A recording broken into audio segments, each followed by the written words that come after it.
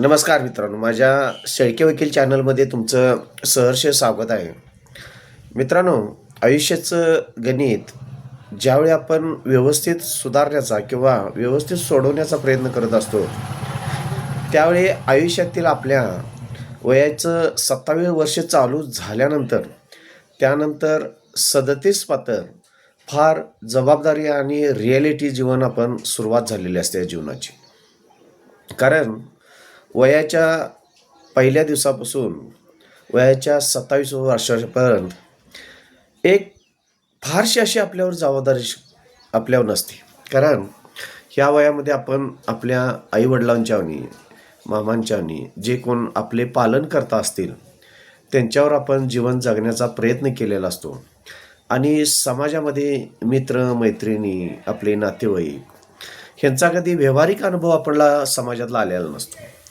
आणि ह्या वयानंतर थोडंसं आर्थिक पूर्णपणे आपल्यावर जबाबदारी पडत असते आणि जीवनामध्ये आपण कसं आर्थिकदृष्ट्या स्थिर स्थावर व्हायचं ह्याची एक आपल्यावर जबाबदारी पडते. त्यामुळं हे जीवनातले वयाची 27 वर्षे ते 37 वर्षे फार हा 10 वर्षाचा जो टप्पा आहे, ह्या टप्प्यामध्ये नेमकं जीवन कसं जगायचं ही जबाबदारी आपल्या मित्रांनो येऊन पडत असते. 27 वर्षे चालू झालं की जीवनामधली जी काही मजा आपण करत होतो वडिलांच्या जीवावर किंवा कुटुंबाच्या जीवावर, ही मजा संपत येते आणि एक आर्थिक जबाबदारी आपल्यावर सुरुवात होते. आणि ही आर्थिक जबाबदारी सुरुवात होत असताना घरातल्यांचे एक प्रेशर चालू होते की काहीतरी नोकरी कर, काहीतरी मिळव, काहीतरी इन्कम कर, आणि एक प्रेशर चालू होतं. आणि जी मजा असते ती जीवनातली बालपणाची, तरुणपणाची जात असते आणि एक जबाबदारीचं जीवन आपण जीवन जगण्याचा प्रयत्न करत असतो. ह्यामध्ये तुमचं करिअर, कुटुंब, पैसा इतका पण ह्या प्रेशर येते ह्या 10 वर्षामध्ये की तुम्हाला तुमच्या आयुष्यामध्ये काय करताय तुम्ही हे ठरवावं लागत असतं. कारण आतापर्यंत तेवढी जबाबदारी तुमच्यावर पडलेली नसते आणि कोणत्या दिशेनं तुम्ही तुमची प्रगती करायचं ह्या वयातच तुम्हाला ठरवावं लागत असतं.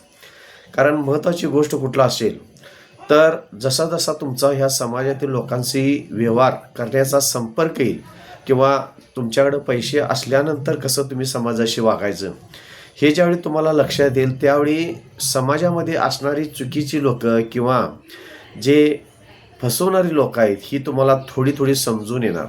कोण जवळचा मित्र, कोण लांबचा मित्र, कोण उपयोगी पडतो, कोण उपयोगी पडत नाही, नुसत्याच ओळखी काय उपयोगाच्या आहेत का, ह्या सगळ्यांची तुम्हाला थोडी थोडी थोडी जबाबदारी समजत असते ह्या वयामध्ये. आणि अशा पद्धतीनं जीवन जगत असताना जास्तीत जास्त अनेक फार मोठी आपल्या जबाबदारीवर पडत असते.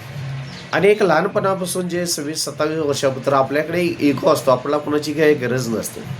आणि एक मनामध्ये इगो एवढा मोठ्या प्रमाणात असतो की मला कुणाची काही गरज नाही असं वाटत असतं त्यावेळी, आणि आपण स्वच्छंदपणे जगत असतो. पण 27 नंतर ह्या कुटुंबाच्या आर्थिक गरजा ज्यावेळी आपल्या डोक्यावर पडत असतात, त्यासाठी घ्यावं लागणारं कर्ज, प्रत्येक जाऊन बँकेमध्ये त्यांच्या पाया पडावं लागणारं कागदपत्र गोळा करणं, कागदपत्र गोळा करण्यासाठी करावं लागणारं कष्ट, ह्या सगळ्या ज्यावेळी जबाबदाऱ्या येतात ना, त्यावेळी एक अंगामध्ये इगो असतो किंवा मनामध्ये इगो असतो की मी सगळं करू शकतो.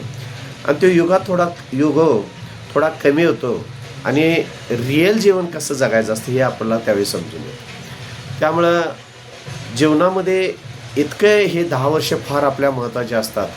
कारण ह्या 10 वर्षामध्ये तुम्ही तुमचा पैसे मिळवण्याचा मार्ग ठरवावाच लागतो, नाहीतर तुमचा चुकीच्या पद्धतीनं चुकीच्या दिशेनं तुम्ही जाण्याची शक्यता असते. आणि हेच वय असतं 27 ते 37.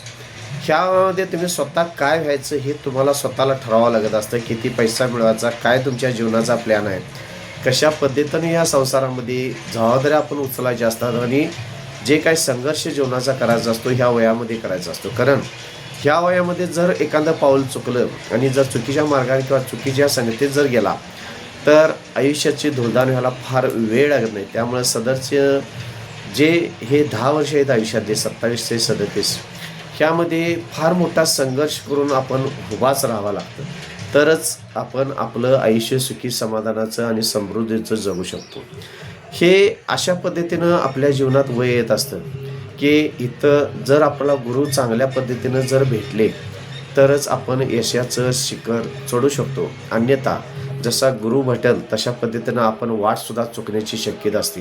त्यामुळे जास्तीत जास्त ह्या वयामध्ये आपण आपलं आयुष्य कसं सावरता येईल आणि जीवनामध्ये यशस्वी कसं होता येईल हे आपण जास्तीत जास्त शिकण्याचा प्रयत्न केला पाहिजे.